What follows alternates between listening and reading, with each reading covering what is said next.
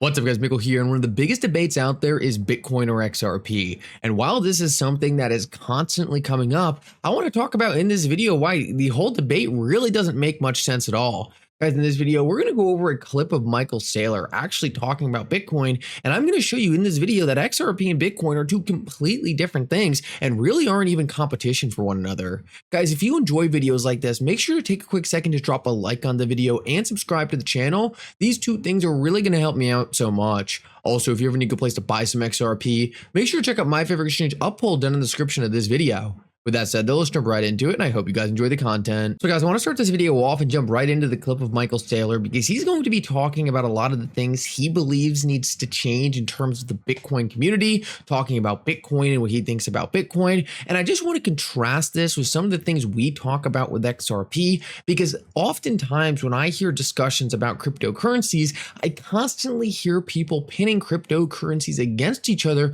that really don't compete. A lot of people in the Bitcoin community think that you can't hold XRP because XRP is competition to Bitcoin. And a lot of people in the XRP community think that XRP is competition to Bitcoin, so we need Bitcoin to fail for XRP to succeed. But in this video, I hope to really show you that these two things are completely different and really don't compete with each other at all.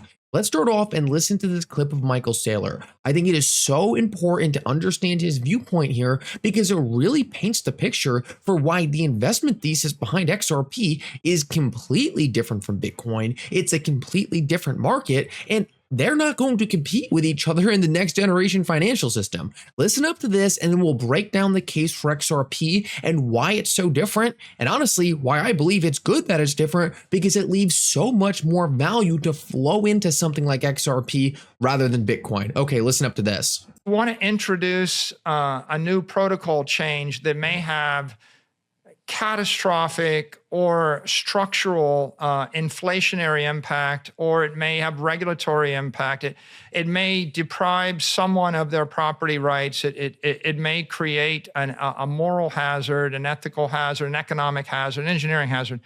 All of these things need to be considered. And when you get in a hurry, what happens when you get in a hurry? In a war, whether it's a war on COVID, or whether it's an actual war, what happens is a central planner jams this down the society. We implement the draft, you go to war, you kill people. We implement medical policy, we implement lockdown policy, we implement centrally planned banking policy. There wasn't time, we had to shut down that bank. We had to shut down 40 million businesses. Why? We had to do it for the good of the people. And so I think that there's a lot of bad decisions that are made when you get in a hurry. And fundamentally, I would say, I'm not in favor of central planning. And I think that most of the Bitcoin community doesn't agree with central planning.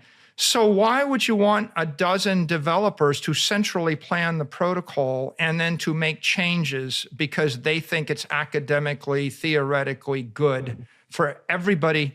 Like, you get to make the decisions for the next 1,000 years for 10 billion people just because you have a good idea? And my answer is no. I don't think that it's wise for us to encourage people to play God. I think you get to play God once. Satoshi played God. I think the rest of us ought to have the humility to say, we're not Satoshi. By the way, the odds were 10,000 to 1 against Satoshi. Satoshi rolled the dice.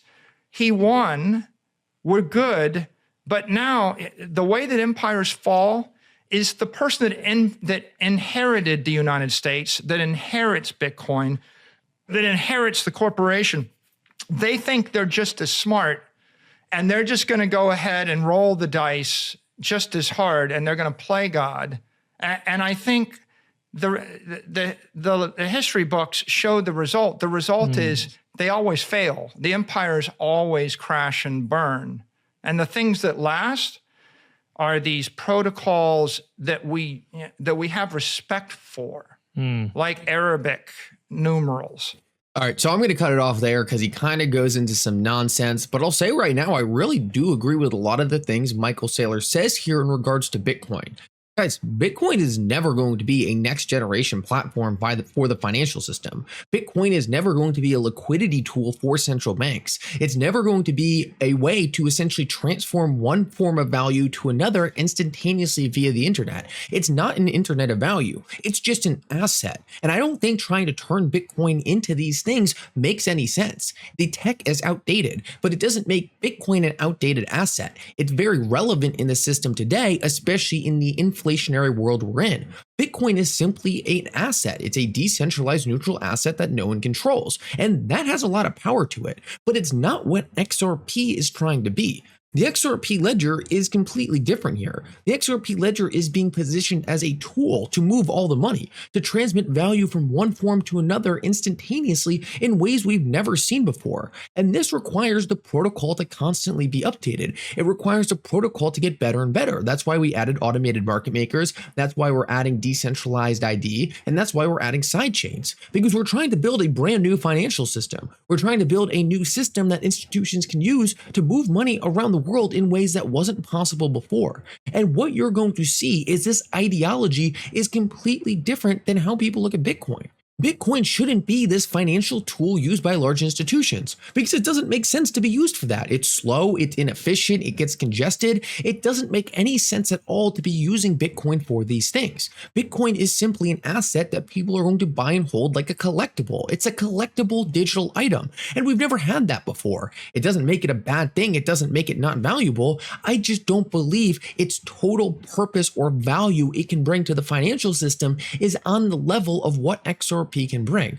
I think Bitcoin is a revolutionary asset for people to hold, but in terms of the protocol being used to transform the rails, it's just not being applied in that way. And I think Michael Saylor is right. If you're trying to apply it in that way, you're likely just going to break something or screw things up. So this is one of the biggest things that I don't see enough people talking about. People are constantly trying to say XRP is competition for Bitcoin, Bitcoin's competition for XRP, but Bitcoin is never going to be used in the ways that XRP is going to be used. And XRP, while can be used in the way Bitcoin's being used today, I don't think, right, it's necessarily competition because people collect all kinds of different things. People collect Beanie Babies, people collect Pokemon cards, people collect all kinds of different things. And Beanie Babies aren't competition for Pokemon cards, they're just different collectibles.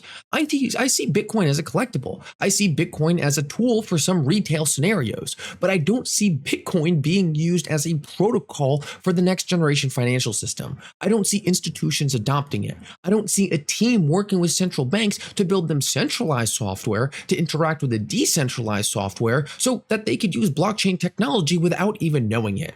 These are the kinds of things I think are required for institutional adoption. These are the kinds of things I believe we need to see in the crypto sphere to make crypto easy enough for the big bankers and the big families with all the money to start interacting with these protocols. And those things just aren't a priority on the Bitcoin network. The things that are a priority on the Bitcoin network right now are things like NFT and ordinals, just things that are retail focused. They're trying to tailor the chain for retail. And maybe that wins in some places, maybe it loses. But I think the ultimate main thing that Bitcoin needs to make sure it sticks with is just having a great asset, a great collectible that can be used to store your value. And other than that, I don't think it has any competition with the XRP ledger. And to hear Michael Saylor talk about how he doesn't want the protocol to innovate, he doesn't want things to change, I get that, but it just further shows that the thesis behind what is being built here is completely different than the XRP ledger. Guys, if someone told me that they didn't want the XRP ledger to innovate, they didn't want the XRP ledger to grow, they didn't want these things to change on the XRP ledger, I would say that's absolutely insane. Because to be competitive with the new technologies coming out every single day, to be competitive with new technologies we haven't even seen yet, we are going to have to innovate, we are going to have to build new things, and we're going to have to build a protocol that adapts to what the institutions need. Not everything on the XRP ledger is going to be exactly how we want it. Clawbacks are a great example of that. Not everyone wanted clawbacks, but they were necessary for the big institutions to be onboarded. Guys, that is what the XRP ledger is trying to be. A next generation financial system that can be fluid, that can change to meet the needs of what the financial system needs. On the other hand, Bitcoin is just trying to be a hard asset that you can buy and sell in a decentralized way, and no one can get into your holdings, change things, or ruin the protocol. Two completely different applications. And that's why I hold both. Honestly, I like the thesis behind XRP more. I like the idea of large institutions with trillions of value tokenizing their value on the XRP ledger and using XRP as the liquidity for this new system. I like the fact that the XRP ledger is implementing things like decentralized ID to allow these institutions in and allow them to interact with this protocol like it was supposed to be used as a next generation financial computing platform. That is never going to be the case with Bitcoin, and I don't think it should be the case with Bitcoin. I think these things would be too much for Bitcoin to handle. I think it would ultimately ruin the protocol. But that's why I don't really see these things as competition for one another, as much as I really do think they're complements for one another. I think both are going to be necessary. I think both are going to be important. And I think this whole thing about fighting on which one is better is ultimately just fighting about two completely different things that are really never going to be competition for one another. So guys, I think the sooner you can wrap your head around that and really understand that these are completely different things, completely different utilities, completely different technologies used to solve different problems, then you walk away with a much better understanding of the purpose of both of these assets. Now, guys, like I said, I hardly ever agree with anything Michael Saylor says, but I think he's one of the few people that really understands Bitcoin is not going to be this next generation financial system. It's a collectible, it's an asset that people are going to hold, but trying to make it something that is technologically unable to do is only going to lead to problems later down the road. Anyway, guys, I hope you enjoyed this update. I hope it at least makes you think about some of these things. Thank you so much for coming. If you enjoy these videos, make sure to like and subscribe. And for now, Mickle out.